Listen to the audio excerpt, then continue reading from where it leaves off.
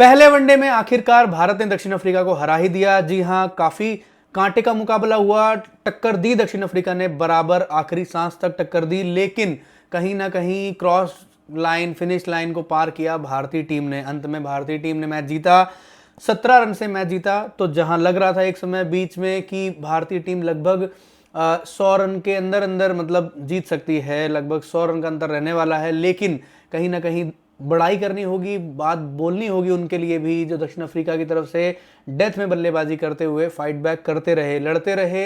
हालांकि जीत नहीं सके, लेकिन तारीफ उनकी भी बनती है। बात करते हैं मुकाबले की, पहले बल्लेबाजी की भारत ने। आप पहली इनिंग को देख ही चुके हैं, आप कितना शानदार बल्लेबाजी की रोहित शर्मा ने।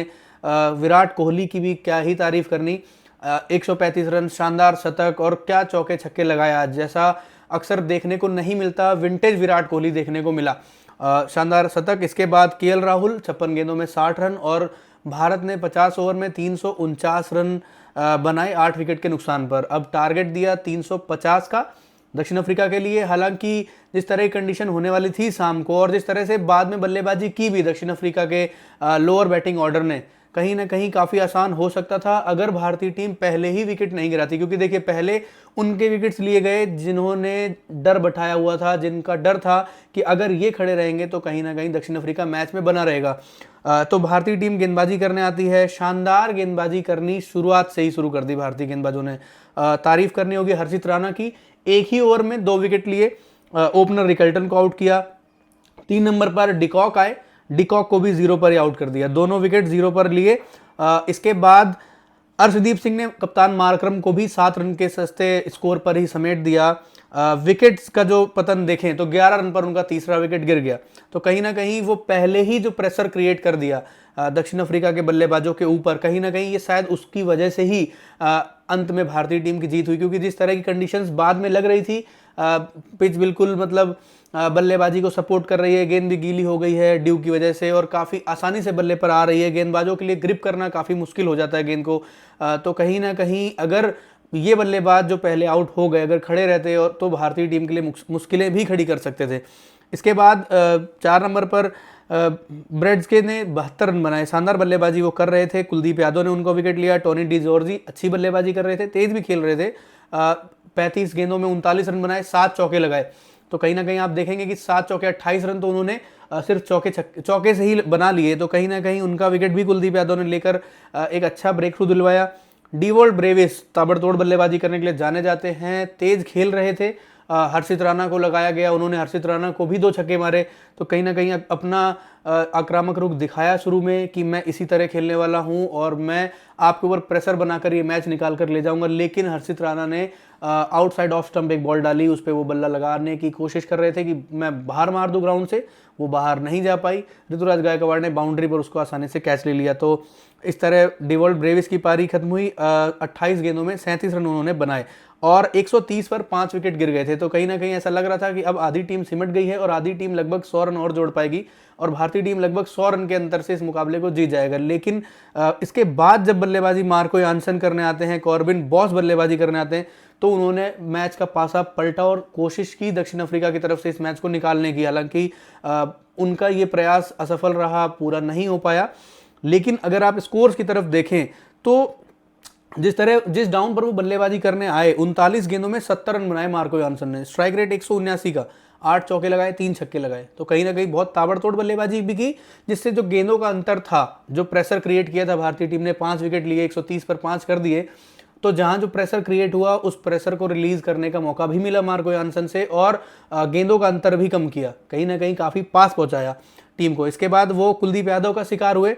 कॉर्बिन बॉस आखिरी मतलब ये मानिए गेंद जो दक्षिण अफ्रीका की पारी की रही, वहां तक ये लड़ते रहे। 51 गेंदों में इन्होंने भी शानदार 67 रन बनाए, 5 चौके और 4 छक्के लगाए। 131 का इनका स्ट्राइक रेट रहा, और अगर ये नहीं खड़े होते तो शायद मैच इतनी दूर तक जाता भी नहीं, और अगर ये खड़े रहते तो हो सकता है ये अपने पक्ष में, दक्षिण अफ्रीका के पक्ष में इस मुकाबले को लेकर जा सकते थे। उन्होंने शानदार 67 रन बनाए। अंत जो बल्लेबाजी साथ दे रहे थे, जो बल्लेबाज साथ दे रहे थे, सुब्रमण्यम ने 17 रन बनाए, नांद्रे बर्गर ने 17 रन बनाए, और बार्टमान 6 गेंदों को खेलकर 0 रन बनाकर नॉट आउट रहे, क्योंकि उनको किसी ना किसी तरह कॉर्बिन बॉस को बल्लेबाजी देनी थी ताकि वो बड़े हिट्स लगाकर टीम को जीत दिला सके। हालांकि ऐसा संभव नहीं हो पाया और भारतीय टीम ने आखिरकार इस मुकाबले को जीत लिया। बात करें अगर गेंदबाजी क्रम की, काफ़ी अच्छी गेंदबाजी कहेंगे हम इस कंडीशंस में, जिस तरह बॉल ग्रिप करना मुश्किल हो रहा है, गेंद गीली हो चुकी है, गेंद पड़ नहीं रही है आपके हाथ से, सही छूट नहीं रही है, तो कहीं ना कहीं ऐसी कंडीशंस में भी भारतीय टीम ने जिस तरह से ये 349 रनों का जो लक्ष्य था, जो स्कोर था, इसको जो डिफेंड किया है, 350 रन का जो लक्ष्य मिला उसको बचाया, तो कहीं ना कहीं इसमें तारीफ के पात्र वो लोग हैं। अर्शदीप सिंह शानदार गेंदबाजी, 10 ओवर 1 मेडन 64 रन देकर 2 विकेट अपने नाम किए। हर्षित राणा 10 ओवर में 65 रन। आपको लगेगा इकोनॉमी थोड़ी ज़्यादा है, 6.5 हो गई है, लेकिन 3 विकेट, और जिस तरह उन्होंने पहले वो ओवर में 2 विकेट अपने नाम किए, जिन बड़े बल्लेबाजों को, रिकल्टन को और डिकॉक को आउट करा, तो कहीं ना कहीं ये मैच का टर्निंग पॉइंट भी हो सकता है और है भी। इसके बाद वॉशिंगटन सुंदर ज़्यादा गेंदबाजी नहीं की, 3 में 18, कोई विकेट नहीं। प्रसिद्ध कृष्णा 7.2 ओवर में 1 मेडन 48 रन, थोड़ा महंगे हुए, 6.5 का इकोनॉमी इनका भी, लेकिन 1 विकेट जो लास्ट में कॉर्बिन बॉस को जो विकेट लिया वो प्रसिद्ध कृष्णा के नाम आया। तो कहीं ना कहीं वो जो विकेट है कि किस गेंदबाज ने पासा पलटा, तो पासा अगर देखें अपन फर्स्ट फेज की बात करें तो कहीं ना कहीं वो हर्षित राणा हो सकते हैं, कुलदीप यादव हो सकते हैं, अर्शदीप सिंह हो सकते हैं, लेकिन आखिरी विकेट जो सबसे महत्वपूर्ण था, जो आपकी जीत और हार का अंतर बन सकता था, उसको कम करने के लिए अगर हम देखें जिस विकेट को लिया वो प्रसिद्ध कृष्णा रहे। इसके बाद कुलदीप यादव की बात करते हैं, 10 ओवर 68 रन, इकोनॉमी 6.8 की, गेंद गीली हो चुकी है, पिटाई हो सकती है, पड़ सकती है मार, लेकिन महत्वपूर्ण 4 विकेट अपने नाम किए।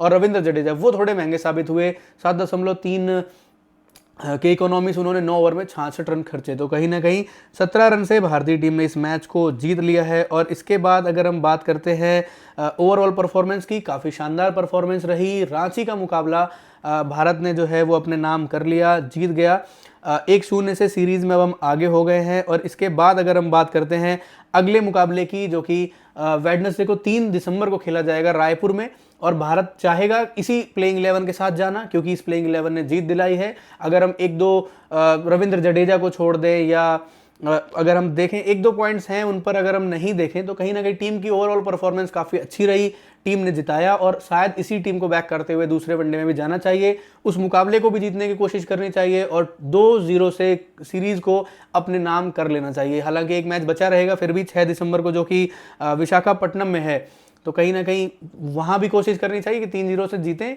लेकिन अगर हम अगला मुकाबला जीत जाते हैं रायपुर में, तो कहीं ना कहीं हमारे लिए सीरीज़ वहीं पूरी हो जाएगी। आपका इस बारे में क्या राय है? क्या होगा भारतीय टीम का रायपुर वाले मुकाबले में प्लान, और आज की जीत का हीरो कौन है? कमेंट करके बताएं। वीडियो को लाइक करें, शेयर करें, चैनल को सब्सक्राइब करना ना भूलें। धन्यवाद।